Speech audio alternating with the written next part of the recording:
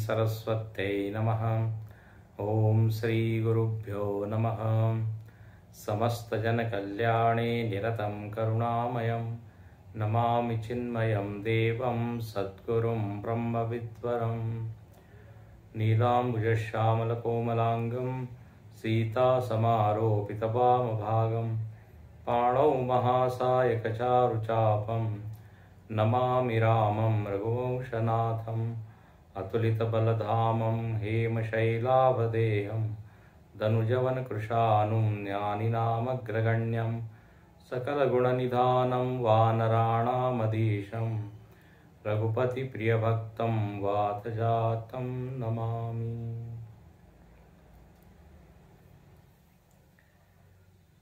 नवधा भक्ति के प्रसंग में हम लोग भक्त का वर्णन सुन रहे हैं। जो भगवान से प्रेम करता है उसमें किस तरह से विकास होता है, किस तरह से वो आत्म प्रगति करता है, आंतरिक उन्नति उसकी कैसे होती है, ये यहाँ पर बहुत ही सुंदर ढंग से भगवान राम ने हम लोगों को समझाया। ये नवधा भक्ति का प्रसंग मतलब क्रमिक विकास का प्रसंग है। हम जन्म लेते हैं एक आकार लेकर। आकार शरीर का होता है और इसके भीतर जो अंतःकरण है तो कहते हैं उसमें संस्कार होता है। आकार बाहर की चीज है, संस्कार भीतर की चीज है। किसी व्यक्ति ने विकास किया, ये हम कब कह सकते हैं? जब उसका शरीर बढ़ते गया और एक दिन वो वृद्ध हो गया, तो अध्यात्म की दृष्टि से उसको विकास नहीं कहते। ये तो एक प्रकृति का नियम है कि शरीर जो है वह धीरे धीरे बढ़ता है। वर्धते विपरिणमते अपक्षीयते। विकास जो है शरीर का जो होता है उसमें कोई भी पुरुषार्थ नहीं है। हम रोज कुछ प्रयत्न करके इस शरीर को बढ़ा रहे हैं ऐसा तो कुछ है नहीं। वो कब बढ़ जाता है हमको भी मालूम नहीं। जहां पर पुरुषार्थ की भूमिका है वो है संस्कार, वो है आंतरिक वातावरण में परिवर्तन। वो जरूर हम कर सकते हैं और हमको करना चाहिए। और यदि किसी ने सकारात्मक परिवर्तन किया तो उसी को कहेंगे इसने बहुत प्रगति की है। इसके सोच में कितना बदलाव आ गया, इसकी भावनाएं कितनी सुंदर है, इसके विचार करने की पद्धति कितनी हितकारी है, लाभकारी है, गुणकारी है। इस भक्ति के प्रसंग में हम देखते हैं कि भक्त ने ऐसे ही अपने भीतर परिवर्तन किया। शुरुआत हुई है सत्संग से। बिना अच्छे लोगों के साथ में रहे मन को कोई प्रेरणा नहीं मिलती बदलने की। जिसने सत्संग किया ही नहीं उसके मन में कभी ये भाव आएगा ही नहीं कि मुझको भगवत दर्शन करना चाहिए, आत्म तत्व क्या है जानना चाहिए। इस बंधन से छूटना चाहिए, वो तो जैसे जी रहा है वो जीता रहेगा, एक दिन मर जाएगा। और यह स्थिति तो पशुओं की भी होती है। कहते हैं कुत्ता जो है कुत्ते के रूप में जन्म लेता है और मरते वक्त भी वो एक कुत्ता ही होता है। उसकी टेंडेंसीज, हाँ, उसकी जो वृत्तियां हैं, स्वभाव है, वैसा ही होता है। लेकिन मनुष्य ऐसा है, वो अपने में परिवर्तन कर सकता है। जन्म लिया उसने एक सामान्य बालक के रूप में, लेकिन मरते वक्त वो एक बड़ा संत बन के जा सकता है, आचार्य बन के जा सकता है, मुक्त होके देह को छोड़ सकता है, जीवन मुक्त होकर। तो अपने भीतर बहुत परिवर्तन करके वो वास्तव में अपने जीवन को सार्थक कर सकता है। इसलिए गुरुदेव ने बताए हैं अलग अलग तरह के लोग। अंग्रेजी में उन्होंने कहा, बोले कुछ लोग होते हैं स्टोन मैन, पत्थर की तरह, आलसी, थोड़े से हिलते डुलते हैं तो उनको कहा प्लांट मैन, पौधे के रूप में, क्योंकि पौधे में थोड़ी सी हलचल होती है, ऊपर की दिशा में वो बढ़ता है। तो कुछ लोग ऐसे हैं जो थोड़ा सा प्रयत्न करते हैं। फिर है एनिमल मैन, प्राणी और ज्यादा हिल सकता है, अपना भोजन के लिए इधर उधर जाता है, उसमें थोड़ी सी भावनाएं होती है, अपने बच्चों के लिए होती है, अपने मालिक के लिए होती है, थोड़ा विकास किया उसने। फिर होता है मैन, एक मनुष्य है, मानवोचित जीवन जी रहा है, कर्म कर रहा है, उसका एक समाज है, संबंध बनाता है सब लोगों से, तो एक सामान्य मनुष्य है। और वही फिर मुमुक्षु बनता है, जिज्ञासु बनता है और बन जाता है गॉड मैन, दिव्य मानव बन गया। तो ये वास्तव में प्रगति है। दिव्य मानव मतलब जिसने आत्म साक्षात्कार किया, जिसने समाज के लिए कुछ कार्य किया, जो है आत्मा में रमने लगा और उसके बाद उसका फिर जन्म नहीं होता, वो जीवन मुक्त हो गया। ये सबसे बड़ी उपलब्धि है। तो यहां पर इस भक्ति के प्रसंग में भगवान ने बिल्कुल यही समझाया कि आप अपनी प्रगति कीजिए, सत्संग करें, फिर भगवान से प्रेम को बढ़ाएं, फिर गुरु की भक्ति करें, फिर जो है जप करें, निवृत्ति की साधना करें। और हमने देखा विरति बहु कर्मा, निरत निरंतर सज्जन धर्मा। और फिर कहते हैं मोहिमय जग देखा। सातवीं स्थिति तक पहुंचते पहुंचते उसको सब में भगवत तत्व परमात्मा दिखने लगा। पिछले सत्र में हमने देखा था कि ये जो समता है ये सबकी अलग अलग है। धार्मिक व्यक्ति भी सम होता है, धर्म की दृष्टि से वो निष्पक्ष होता है। मुमुक्षु भी सम होता है, वहां सम का अर्थ हम लोगों ने देखा था कि वो ज्यादा किसी की ओर ध्यान देता नहीं। कह किम कर्मा इति व्यापृत बुद्धि, उसका ध्यान पूरी अपनी साधना की ओर है, तो वो परिस्थितियों में सम बना रहता है। भक्त जो है वो भगवान को ही देखता है, भगवान के इशारे को देखता है, उनके संकेतों को देखता है। जो ज्ञानी पुरुष है उस ज्ञानी की समता कैसी होती है, पिछली बार हमने यहां तक देखा था। ज्ञानी सब में ब्रह्म दर्शन करता है, तो ब्रह्म दर्शन का अर्थ क्या? सब में ब्रह्म है।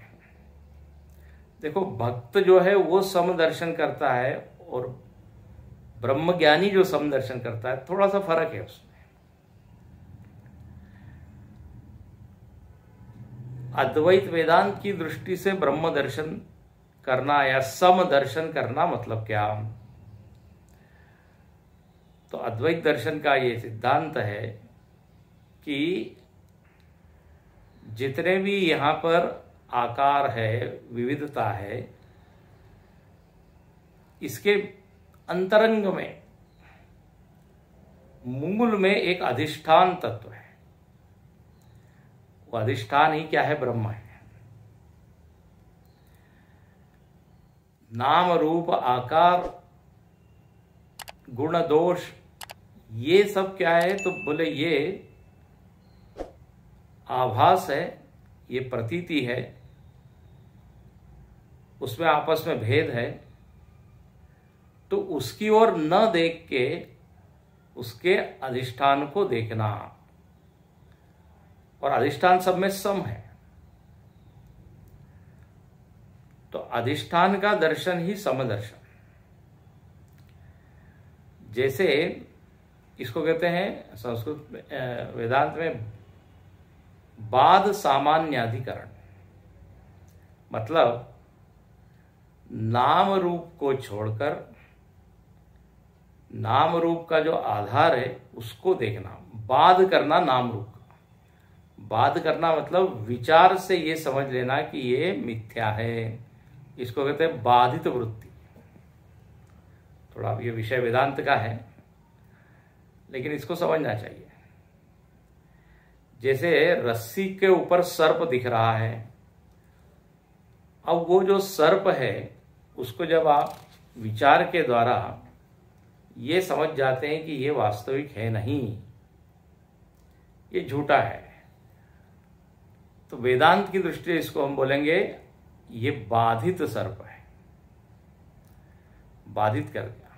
बाध करना मतलब मार दिया नहीं, तोड़ दिया नहीं, विचार से समझ लिया कि ये सत्य नहीं है, और इसके जो अधिष्ठान है रस्सी, वही सत्य है। और ऐसा कहा है कि अधिष्ठान के ज्ञान के बिना अध्यास की निवृत्ति होती नहीं। चित्सुखी नाम का जो ग्रंथ है उसमें स्पष्ट लिखा है कि जब तक आपको रस्सी का ज्ञान नहीं होगा, अधिष्ठान का ज्ञान नहीं होगा, सर्प की जो एक दृष्टि बनी हुई है कि सर्प है, वो निवृत्त नहीं होगा। किसी के कहने पर आप ठीक है मान लेंगे कि ये सांप नहीं है, रस्सी है, लेकिन आपको संतोष नहीं होगा और भीतर संदेह बना रहेगा।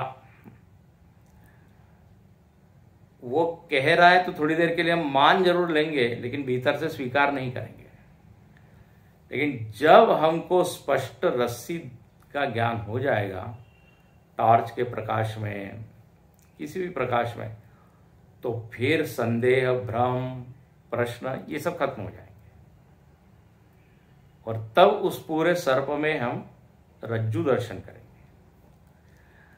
ठीक ऐसे ही ब्रह्म ज्ञान के द्वारा जब एक चैतन्य का दर्शन हो जाता है, उसको बुद्धि में ये बात बिल्कुल स्पष्ट हो जाती है, तो फिर सब में वो उस अधिष्ठान को ही देखता है। ऊपर ऊपर की जो चीजें हैं वो सब केवल कहने के लिए है। विकारो नामधेयम वाचारंभणम, कहने के लिए है। ये पेड़ है, ये मनुष्य है, ये पशु है, ये गंधर्व है, ये यक्ष है, ये सब फॉर द नेम से, केवल नाम के लिए है। बाकी इसमें सब में एक तत्व है। मया ततमिदम सर्वम जगत अव्यक्त मूर्तिना, गीता में भगवान कहते हैं मेरे द्वारा पूरा जगत व्याप्त है। अब यह मय का अर्थ क्या? तो मय का अर्थ यहां सगुण कृष्ण नहीं, निर्गुण कृष्ण, जिसको ब्रह्म का। तो सात व सम मोहिमय जग देखा, इस पंक्ति का यहाँ पर अब अर्थ ये होगा कि मोहिमय जग देखा, अधिष्ठानमय जग देखा, और ऊपर की चीजें वो है क्या है, प्रतीति। तो इस तरह से जब एक सम अधिष्ठान को देखता है तो ये हो गया समदर्शन ज्ञानी की दृष्टि से। जैसे सुवर्णकार सब में यदि सोना ही देख रहा है तो वो समदर्शन है।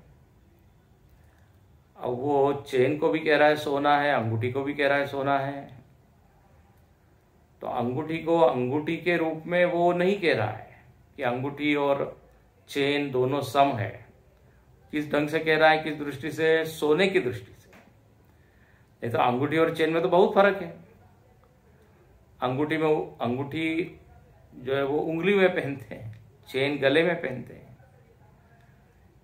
दोनों का आकार तो कितना फर्क है, यूजेस अलग है, उपयोग अलग है, फिर भी कह रहा है ये दोनों सेम है, सम है। तो मानना पड़ेगा वो बाध करके समद कह रहा है,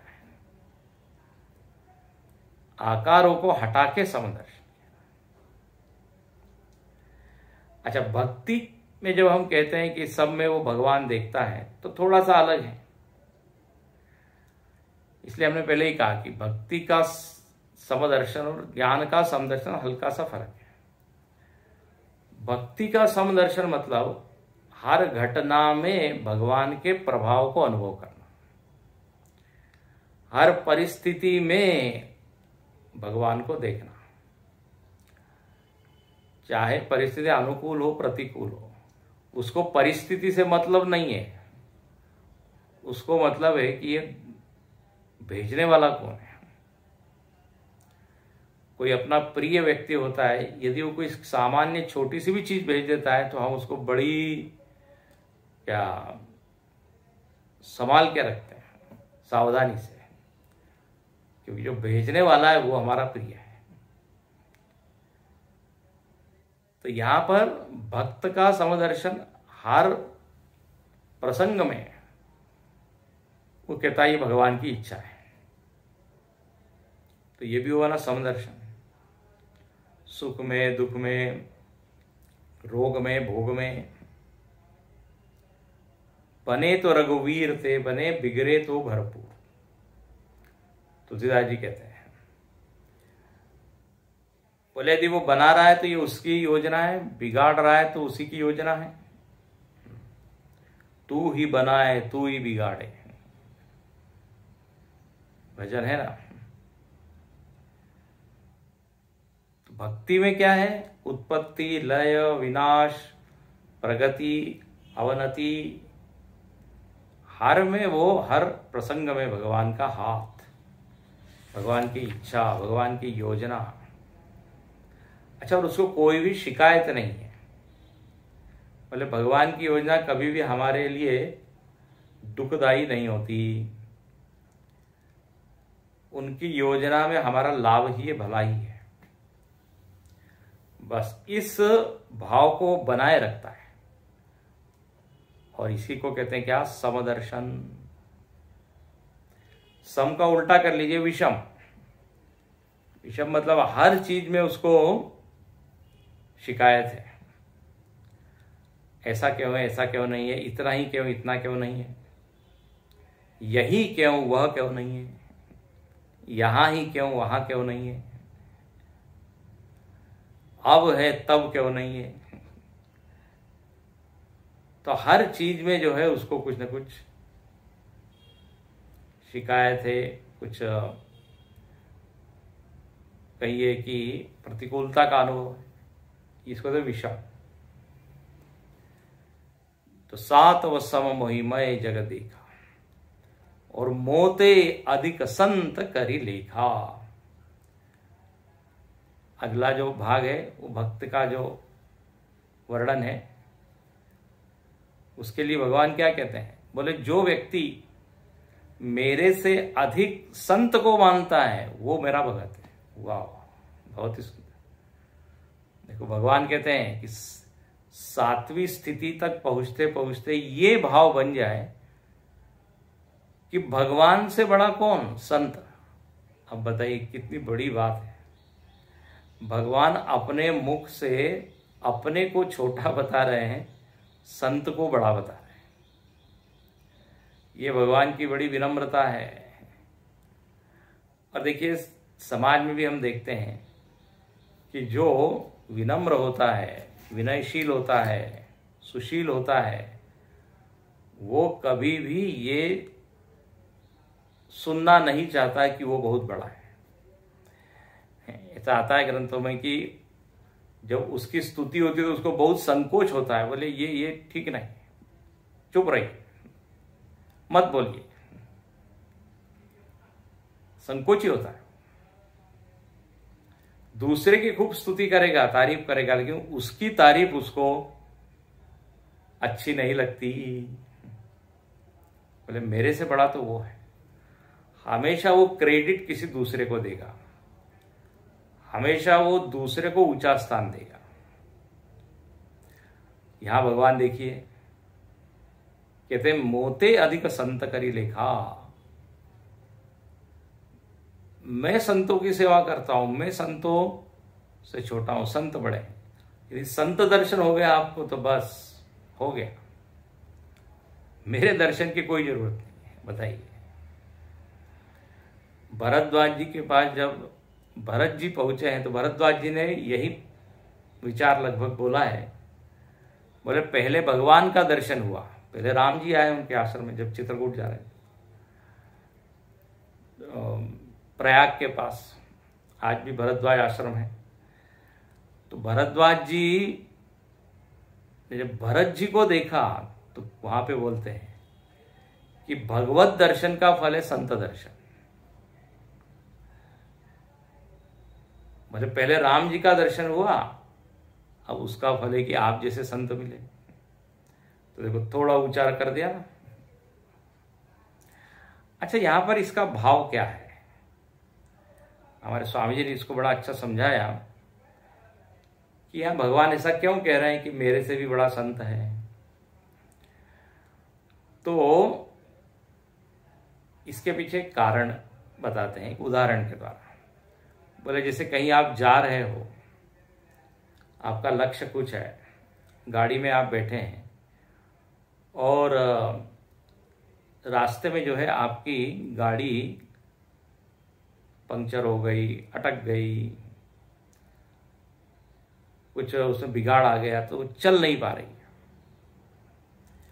अब आप इधर उधर देख रहे हैं।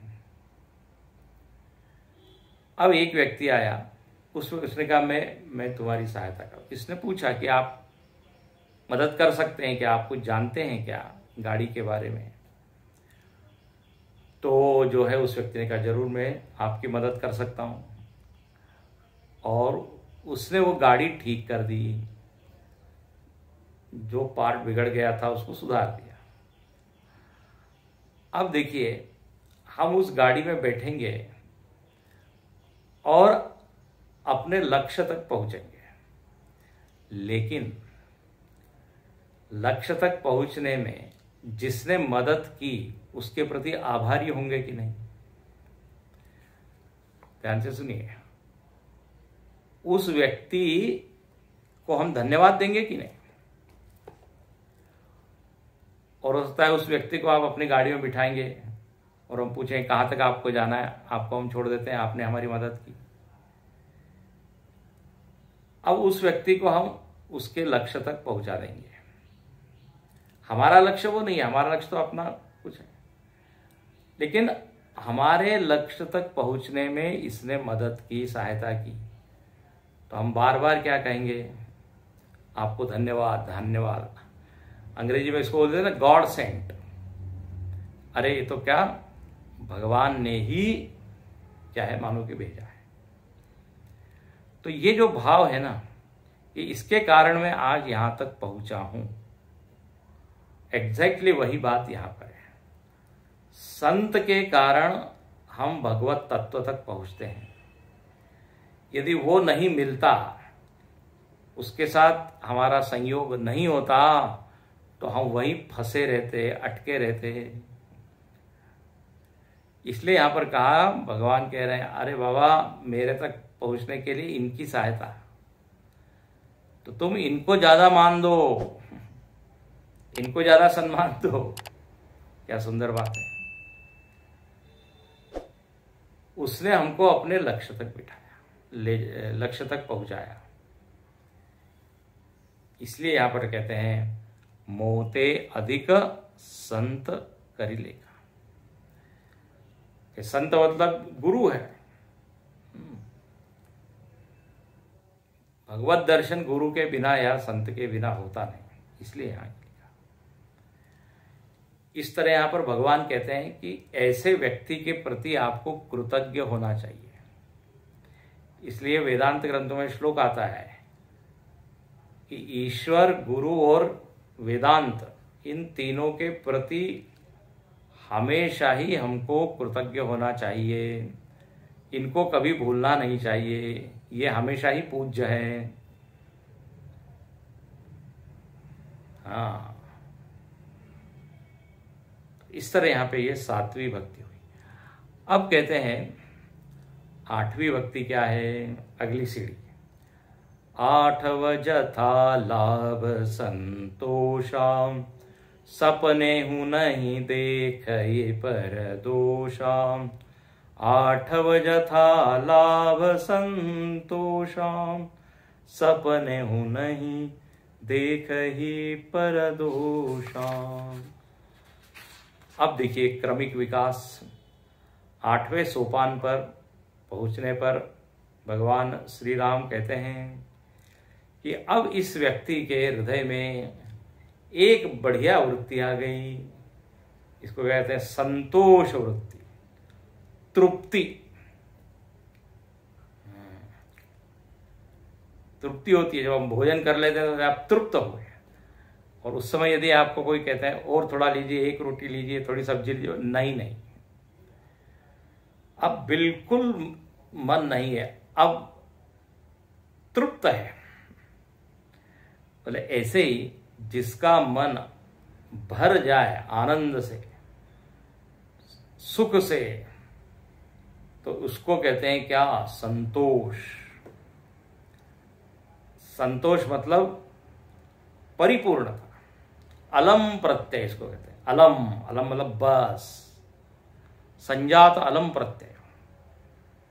संस्कृत में अलम का अर्थ होता है इनफ, बहुत हो गया। अब देखिए आजकल समाज में इस तरह सोच पर चल पड़ी है कि जब तक आप असंतुष्ट नहीं होंगे आप प्रगति नहीं कर सकते। आपको महत्वाकांक्षी होना चाहिए, असंतुष्ट होना चाहिए। असंतोष ही क्या है, प्रगति में हेतु है, ऐसा विचारक विचार करते हैं। लेकिन याद रखना, असंतोषी होने से मनुष्य विकास नहीं करता या समृद्ध नहीं हो जाता। जगत में अनेक असंतोषी है तो क्या वो समृद्ध हो गए? असंतोषी नहीं, समृद्धि में या विकास में हेतु है मेहनत, प्रयत्न, पुरुषार्थ। उसके द्वारा व्यक्ति जो है वो आगे बढ़ता है, न कि असंतोष के कारण। महत्वाकांक्षा से उन्नति होती नहीं, केवल महत्वाकांक्षा से नहीं होती, ऐसा आप बोल लीजिए। जब तक उसमें कर्म का, पुरुषार्थ का संयोग ना हो। एम्बिशियस में ये हो जाओ तो कितना अच्छा होगा, वैसा हो जाए कितना अच्छा होगा, केवल मैं एम्बिशन, इच्छा कर रहा हूं लेकिन एक कदम आगे नहीं बढ़ा रहा हूं, तो कुछ विकास होगा? तो इसलिए असंतोष ही हेतु है, प्रगति में नहीं। ये मानना ठीक नहीं। यहां पर कहते हैं कि ये इतना इसने प्रगति की है इस भक्त ने कि अब इसके मन में ये भावना ही नहीं आती कि कुछ कमी है। ध्यान से सुनिए, और ये है असली प्रगति। आपको पहले हम कई बार बता चुके हैं, शंकराचार्य जी ने एक ग्रंथ लिखा है, उसमें प्रश्न उत्तर है। तो उसमें एक प्रश्न है कि दरिद्री कौन है, इस समाज में दरिद्री कौन है, वो हुआ दरिद्री। तो उत्तर क्या दिया? बोले यस्य विशाल तृष्णा, जिसकी बहुत इच्छाएं हैं, बहुत कामनाएं, बोले सबसे दरिद्री गरीब वही है। ये तृष्णा जो है ना, व्यक्ति को हमेशा गरीब बनाए रखती है। तृष्णा हमको कहती है कि इसको प्राप्त करो तब तुम पूर्ण होंगे, उसको प्राप्त करो तब तुम्हारे जीवन में आनंद आएगा। अपने पास में जो चीज है उसको वो देखने नहीं देती, उसका आनंद लेने नहीं देती। ये कामना है, ये इच्छा है, ये तृष्णा है। तृष्णा का अर्थ तृष धातु से है। तृष मतलब प्यास। हमेशा जिसको भोगों की, विषयों की प्यास लगी हुई है, अतृप्त है हमेशा, तो बोले इसको क्या कहते हैं? हाँ, तृष्णा। और ये दरिद्री है। संपत्ति की दृष्टि से खूब भरा है उसका खजाना, लेकिन इतना असंतुष्ट है, इतना अधूरापन अपने आप में वो अनुभव कर रहा है। तो ऐसा व्यक्ति तो धन का भी आनंद नहीं लग सकता, भोगों का भी वो आनंद ले नहीं सकता। संतोष वृत्ति में क्या है? स्वतंत्रता है, बिना किसी विषय के वो मस्त है। यदृच्छा लाभ संतुष्टो द्वंद्वातीतो विमत्सरः। गीता में कहा कि एक महात्मा है, यदृच्छा लाभ, बोले जो भी मिल जाए उसको लगता है अरे तो बहुत ज्यादा मिल गया, I don't deserve that much. भगवान हमेशा मेरी योग्यता से ज्यादा ही दे रहा है। ये है, देखिए, संतोषी वृत्ति वाला जो व्यक्ति है। और जो दरिद्री है, तृष्णा वाला है, वो क्या, अरे मैंने तो चाहता इतना, मिला केवल इतना ही। जो भी मिल जाए उसमें एक शिकायत रहेगी उसको। लेकिन यहां पर ये भक्त है, चूंकि इसकी जीवन में इतनी भक्ति आ गई है, भगवान में ऐसा खोया हुआ है, तो उनको ये सब पदार्थों में उसकी महत्व बुद्धि खत्म हो गई है। तो वो पूरी तरह क्या है, विषयों के प्रति निरपेक्ष, उपेक्षा का भाव है। महर्षि पतंजलि जी ने भी लिखा है कि संतोष से बड़ा कोई धन नहीं, सबसे बड़ा लाभ संतोषात अनुत्तम सुख लाभ। संतोष में इतना बड़ा क्या कहते हैं लाभ है कि जिसकी कोई आप तुलना नहीं कर सकते। एक श्लोक आता है, उसके अंदर लिखा है कि विषय भोग से जो सुख इत्यादि मिलता है, संतोष मिलता है, वो इस संतोष वृत्ति से मिलने वाले सुख का 16वां अंश है। मतलब संतोष वृत्ति के कारण जो आनंद है, वह जो विषय भोग का आनंद है उससे कई गुना ज्यादा है, 16 टाइम्स मोर। इसलिए भक्त है, ज्ञानी, उनके पास है क्या? वस्तु की दृष्टि से तो कुछ नहीं है, लेकिन संतोष है। अरे बोले बहुत है। किसी भी महात्मा से पूछे, बोले बहुत कृपा है भगवान की, बड़ी कृपा है। तो ये 8 जथा लाभ संतोषा। और सुख के लिए वो किसी पर आश्रित नहीं है, स्वाधीन है, हाँ, आत्मनिर्भर है, आत्मा पर ही निर्भर है, परावलंबी नहीं है। नहीं तो हम लोगों को संतोष कब मिलता है? जब विषय के पास जाते हैं, उसका भोग करते हैं, उसके बाद थोड़ी देर के लिए संतोष होता है, तृप्ति होती है, लेकिन फिर वापस। तो कहते हैं ऐसा ये जो भक्त है, परिपूर्ण मन वाला, भगवान कहते हैं ये स्थिति आती है भक्त की जब धीरे धीरे वो प्रगति करता है। और एक और इसमें गुण क्या आ जाता है? एक तरफ तो संतोष है, मन में संतोष, दूसरी तरफ सपने हूं नहीं देख ही पर दोषाम। स्वप्न में भी वो दोष नहीं देखता। अब देखिए, ये भी हम लोगों के भीतर एक क्या है, कमी है। और वो क्या, दोष देखना। दोष मतलब कुछ ना कुछ कमी देखना, कुछ ना कुछ नेगेटिव देखना। रामायण में भगवान गोस्वामी तुलसीदास जी ने बाल कांड में लिखा है कि इस जगत में हर चीज कैसी है, तो बोले गुण दोष युक्त है। जड़ चेतन गुण दोषमय, विश्व की न करता, संत हंस गुण गह ही पय, परिहरि वारी विकार। ऐसी कोई चीज नहीं है गुण दोष से युक्त नहीं है। लेकिन संत क्या करता है, गुण गुण ले लेता है, दोष छोड़ देता है। ये हमने पहले कई बार बताया है, ये विचार आया है पहले। हंस की तरह होता है, जैसे वो नीर क्षीर विवेक करके क्षीर ले लेता है, नीर छोड़ देता है, दूध ले लेता है, पानी छोड़ देता है। ऐसे गुण दोष। तो यहां कहते हैं कि ये भक्त जो है वो भी यही करता है, दोष को नहीं देखता। अब इसके ऊपर लोगों का प्रश्न है। लोग कहने लगे महाराज, अब आप ही ने कहा कि इस पूरा जगत कैसा है, गुण दोष में है, तो अब यदि दोष है तो वो तो दिखेंगे ना, उसमें हमारा क्या दोष है? जिसने उसमें दोष डाले उसका दोष है। देखिए, दोष दिखना अलग बात है, और फिर उस दोषों में रुचि लेना और उसी का चिंतन करना, यहां पर उसकी मनाही है। ऐसा नहीं कि दोष दिखता नहीं, दिखेगा ही नहीं, दिखेगा, लेकिन उस दोष को हम बड़ा हाईलाइट करके उसी को ज्यादा महत्व देके उसी पर ध्यान देते हैं, बोले ये वो नहीं करता।